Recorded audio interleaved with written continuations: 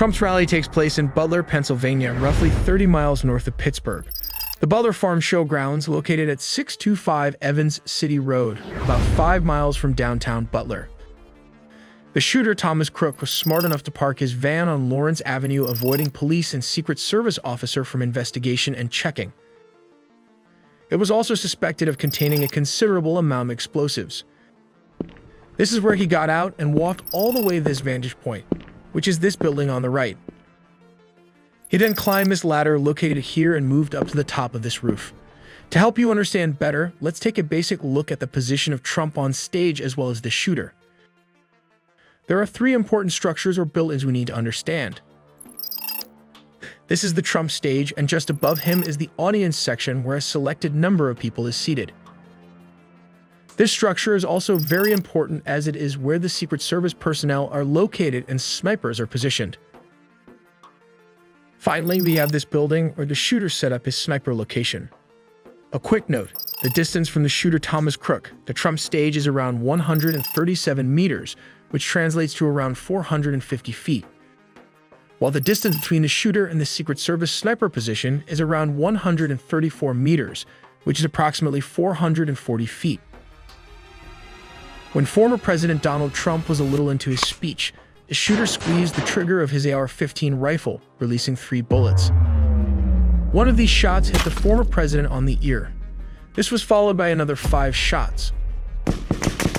Possibly one of the bullets missed the former president's head by just a quarter of an inch as he turned to look at a chart statistic located on the left. This move saved his life. From the top angle, this is what it looks like when replaying how the bullet missed Mr. Trump as he moved his head at the last millisecond. Interestingly, this bullet would have hit the former president if his head had been turned towards the audience as shown here in this visualization. All in the videos ahead with detailed minute-to-minute animated timelines until the former president was in his armored SUV. We will also be looking at the respective weapons used by both parties and the 2 scenarios with and without bullet penetrating the skull. At 6:12 p.m. ET, Trump started addressing his supporters and spoke for roughly 6 minutes before the scene erupted into chaos. Trump was in the middle of speaking when someone in the crowd was heard saying, "He's got a gun." As the video captured someone in the crowd repeating, "On the roof, he's got a gun." It's here that 3 shots rang out.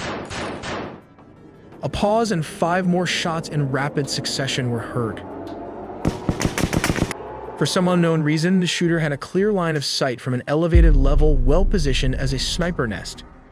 Interestingly, a heavy-duty ladder was also located on the side. It might be a permanent fixture. He aimed with this AR-15, a semi-automatic rifle, which will be discussed in detail later in the video.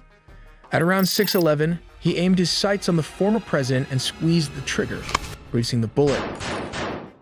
At 6:11:34, Trump touched the right side of his face. At 6:11:35, Trump took cover as U.S. Secret Service agents rushed to the podium to surround him. "Get down, get down, get down," one of them said. As stated, the gunman was positioned outside the rally venue, approximately 400 to 500 feet away from where Trump was speaking. As discussed, the police sniper was located at this position. They were then alerted and started aiming at the suspected shooter. When ready, the bolt-action rifle bullet traveled a range of 500 feet. However, this weapon can inflict damage at a range of around 1,200 to 1,300 yards. This is well beyond the shooter's 500 feet limit. We will discuss this weapon in more detail later in the video. At this moment, Trump remains low to the ground surrounded by agents, who could be heard on the rally microphone discussing which vehicle would be used to move the former president away from the scene. Seconds later, multiple agents say, "Shooters down." Law enforcement in tactical gear and rifles are now on the stage. A woman's screams are heard following the sound of another shot. Here's a transcript of the audio at the podium with Trump and Secret Service members. 6:11:41 p.m. Female agent, "What are we doing? What are we doing? Where are we going?" Man indistinctly yelling. 6:11:50. Gunshot, then woman screams. 6:11:58. Male agent 2. "Go around to the spare. Go around to the spare." Spare refers to a spare limousine or SUV. At 6:12 again, male agent 3 appears to say something like, Move to the spare, hold. When you're ready, on you. At 6:12:01, Male Agent 2 screams, ready. 6:12:02, Male Agent 3 shouts again, move. 6:12:03, Male Agent 2 screams, up. 6:12:03, Male Agent 3 says, move. 6:12:04, Male Agent 4. He shouts again, go. 6:12:06, Male Agent 2, Hawkeye's here. Hawkeye is the code name for the counter-assault team. 6:12:06 again. Female Agent 1, Hawkeye's here, moving to the spare. 6:12:09. Male Agent 4, spare get ready. 6:12:10. Male Agent 2 says, you ready? 6:12:16 to 21. Agents, shooters down. Are we good to move? 6:12:21. Male Agent, shooters down. We're good to move. 6:12:22. Female Agent, are we clear? 6:12:23. Agents, we're clear. 6:12:23. Male Agent, let's move. 6:12:25. The agents prepare to move Trump off stage, but he tells them to wait. With blood dripping from his ear over a portion of his face, Trump lifts his fist in the air, prompting a loud cheer from the rally crowd, and mouths the word fight 3 times while pumping his fist. Some say this is kind of a gangster move by Trump, leaving a mark in the American history to never give up and fight. Let's take a look at what the snipers are using. This is a bolt-action sniper rifle used by the U.S. Navy SEALs and other special operations units. The rifle is based on the Remington 700 long-action and fires 300 Winchester Magnum rounds. The MK-13 rifle has an official effective range of 1,200 yards, though it is capable of making longer shots. Here is the enhanced day optic that provides a greater magnification range and an improved sight. The MK-13 weighs around 11.4 pounds, which translates to around 5.17 kilograms, making it relatively manageable for its size. Its overall length spans 1207 millimeter, that is roughly around 47.5 inches, providing substantial reach. The barrel, a critical component for accuracy and range, measures 673 millimeter, which translates to around 26.5 inches in length. This design ensures precision and stability. Additionally, the rifle is equipped with a feed system that utilizes a 5-round magazine, allowing for multiple uses before needing to reload. Let's take a look at this controversial AR-15 semi-automatic weapon, meaning a user can fire multiple shots in quick succession. The AR and AR-15 stands for Armalite rifle, not to be confused with its cousin, the M16, which has been used by the U.S. military since Vietnam. This is a fully automatic machine gun, while the AR-15 are semi-automatic. They fire high-velocity bullets that travel at triple the speed of a handgun round, are accurate over long distances. This rifle has a mass of 6.55 pounds, which translates to around 2.97 kilograms. It measures 39 inches, which is approximately 991 millimeters in length, with a barrel length of 20 inches. This is 508 millimeters. The rifle uses a 223 Remington cartridge and has an effective firing range of 500 yards or 457 meters. Additionally, the rifle is equipped with a feed system that utilizes a 20-round magazine, allowing for multiple uses before needing to reload. As discussed, let's slow down the bullet and watch the devastating effect from this AR-15 in slow motion. This is the first bullet that flew towards the former president, scraping his ear while he was turning to look at the graph. Below is the visualization of what would have happened if Donald Trump had not moved his head. The bullet would have hit the right part of his brain. It would have passed through, shattering the skull and destroying the soft tissues. The damage would have been catastrophic and likely fatal, but a miracle happened at the last second, thus saving the Donald Trump by a hairline. Finally, at 6:14, the former president was ushered to the spare vehicle. As stated, a spare means an SUV or limousine.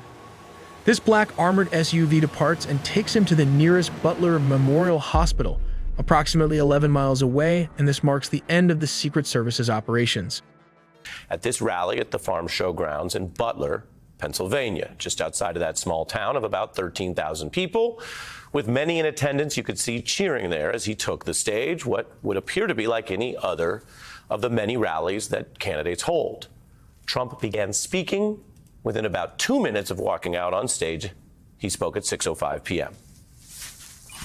Hello, Butler, and hello to Pennsylvania. I'm thrilled to be back in this beautiful Commonwealth with thousands of proud, hardworking American patriots.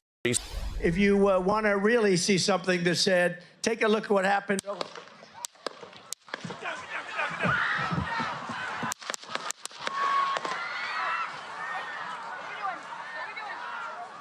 There he is right there. Where? Right there, see him?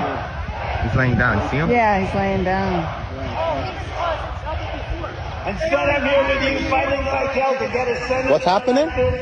And to make sure we take back the White House, because if we do, we're going to make America better than ever before. We're going to make it. Yeah, look, there he is. Easy, because we have millions and millions of people in our country that shouldn't be here. Dangerous people, criminals.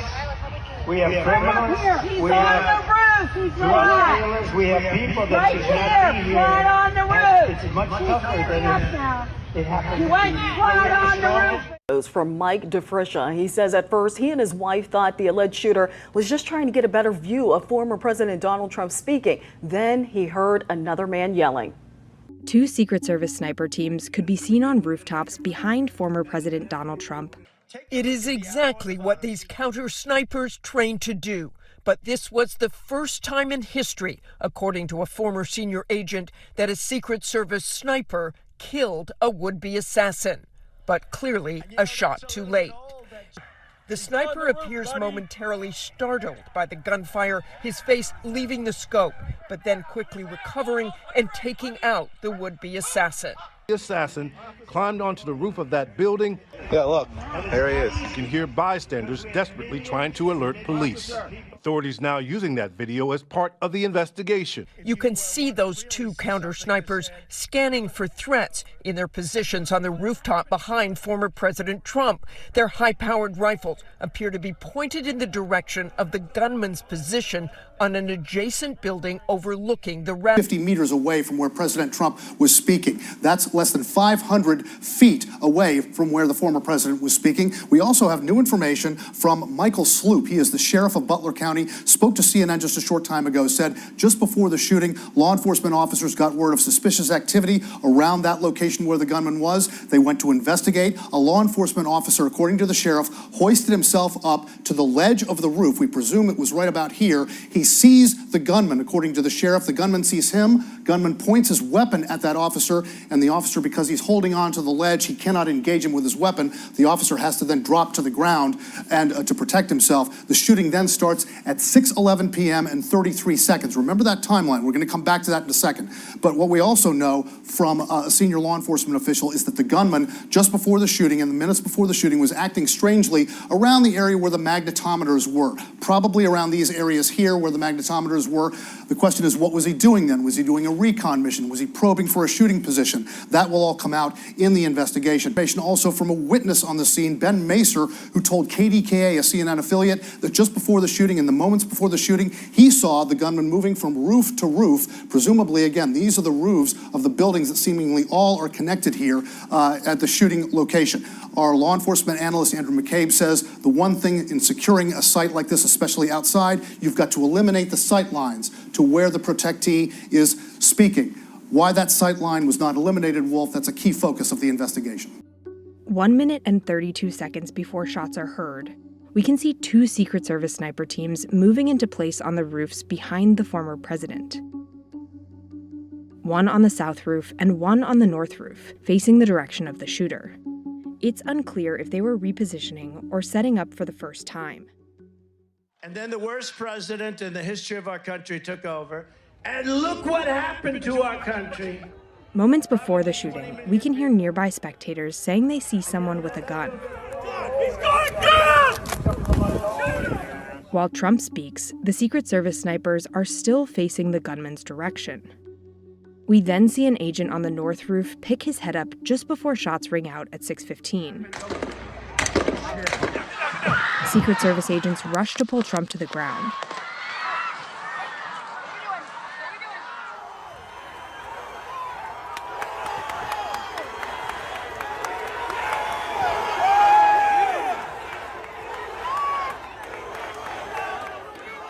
As they rush him off the stage, blood can be seen on the bleachers behind where Trump was speaking. A spectator was killed and 2 more were critically injured at the event, the Secret Service said.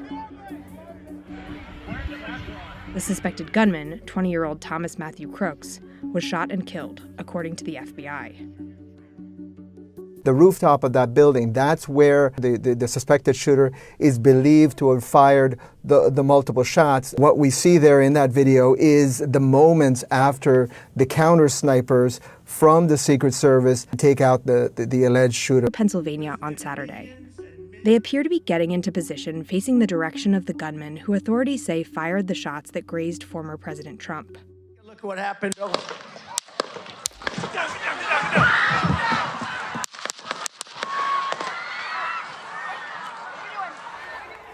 Trump said a bullet struck him in the ear.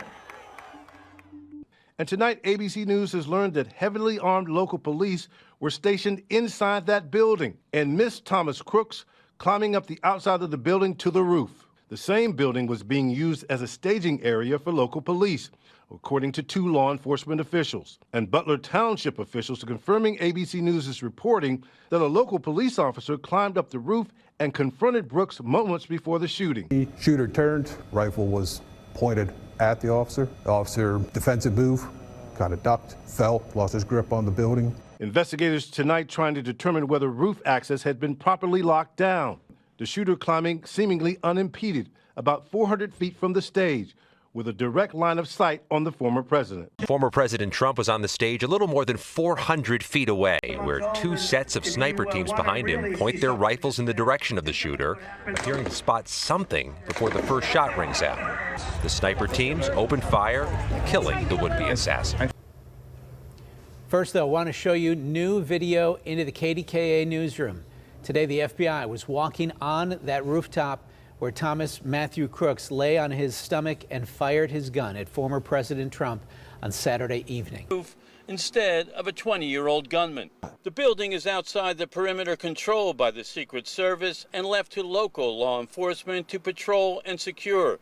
In pre-planning meetings, Layton says those local officers needed clear direction from the service, but could not remember the building being discussed.